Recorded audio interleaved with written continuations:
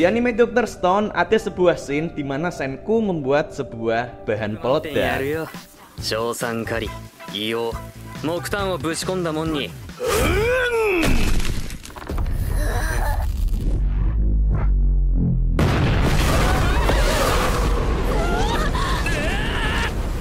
Oke, ini episode yang udah lama sebenarnya, ada di season 1 episode 4, tapi memang eksperimen ini belum aku praktekkan karena dulu aku berpikir kalau eksperimen ini cukup berbahaya.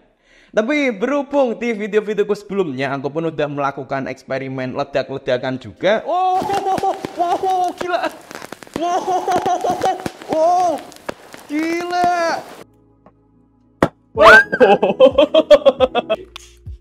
Wow, mantap. Jadi kali ini kita akan membuat bahan peledak seperti yang ada di anime Dr. Stone.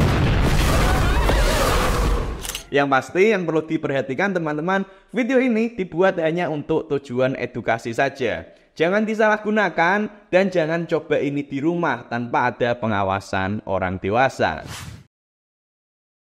Nah, kalau di Dr. Stone prosesnya adalah seperti ini.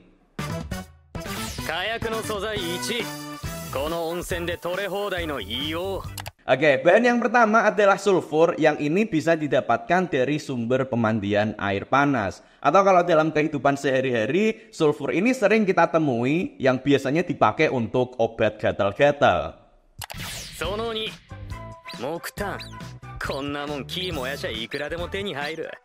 Kemudian yang kedua, bahannya adalah karbon atau arang yang ini bisa didapatkan sesimpel dari hasil sisa pembakaran kayu-kayu.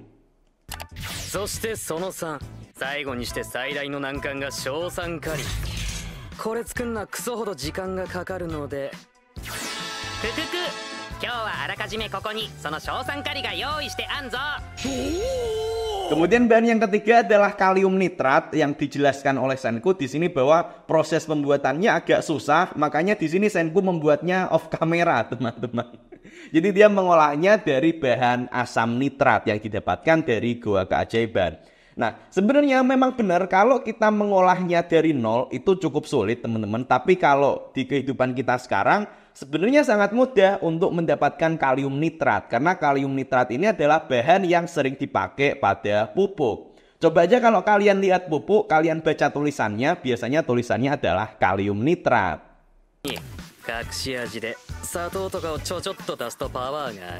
Kemudian lanjut diaduk-aduk. Tapi di sini nggak dikasih tahu berapa komposisinya, teman-teman, asal dicampur aduk aja.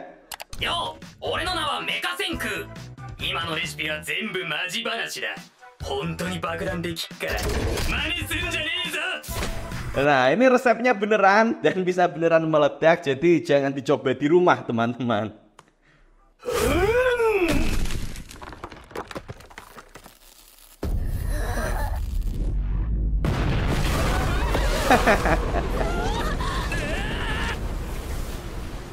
Wow, dan bumbu campurannya ternyata bisa meledak setelah ditumbuk, teman-teman. Oke, kita akan langsung mempraktekannya, teman-teman. Di sini aku sudah mempersiapkan ketiga bahan yang diperlukan. Di sini ada sulfur, ada karbon, dan ada kalium nitrat. Tinggal kita campur-campur saja. Dan berhubung di Dr. Stone nggak dikasih tahu berapa takarannya, atau memang mungkin sengaja nggak dikasih tahu ya. Jadi kita asal coba aja ini, teman-teman.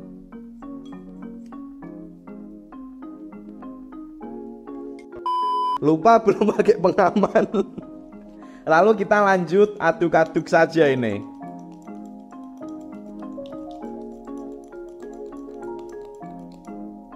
Oke, udah cukup rata. Kita coba dulu, teman-teman, apakah ini berhasil atau tidak seperti yang ada di Dr. Stone. Kita coba dikit dulu aja, teman-teman, segini. Bismillahirrahmanirrahim. Aku juga belum tahu apa yang akan terjadi di sini nanti. Jadi kita coba.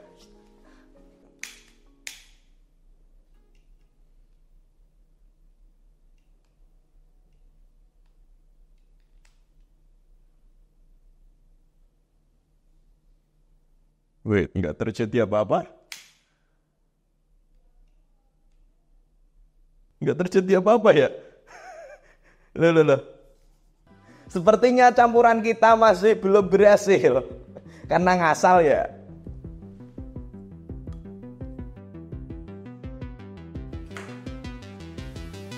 Bismillahirrahmanirrahim.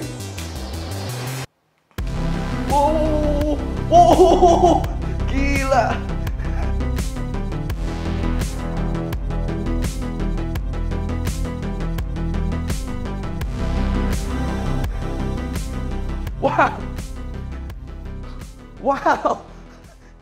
Wow.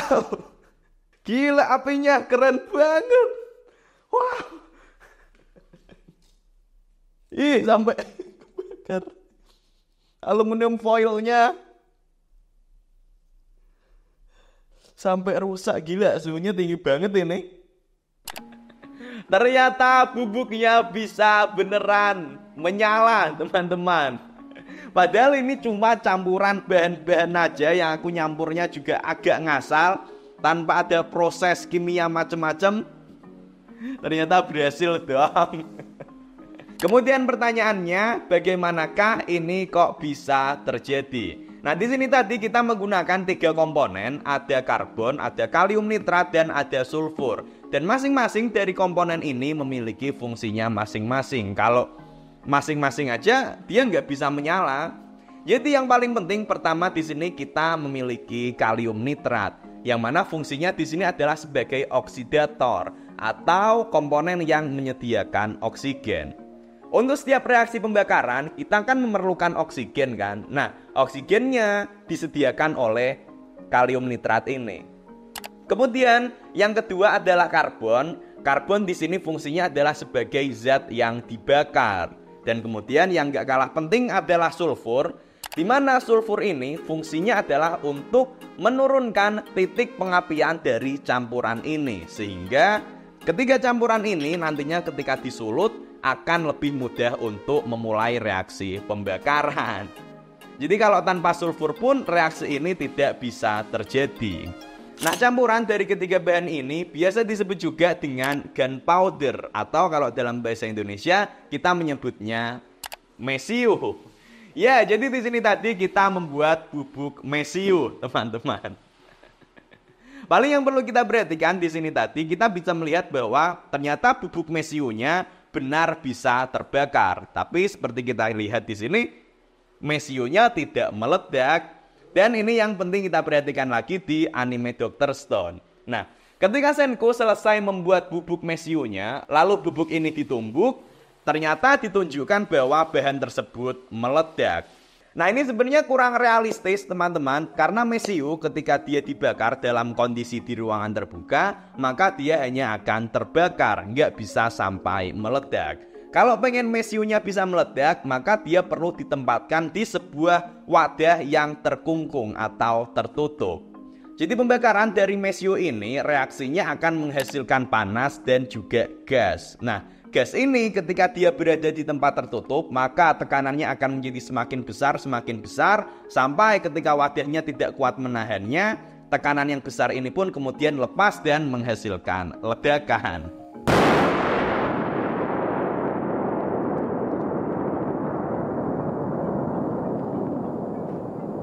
Itu dulu aja teman-teman untuk eksperimen kali ini. Semoga bermanfaat, dan ingat, ini hanya untuk tujuan edukasi, jangan disalahgunakan.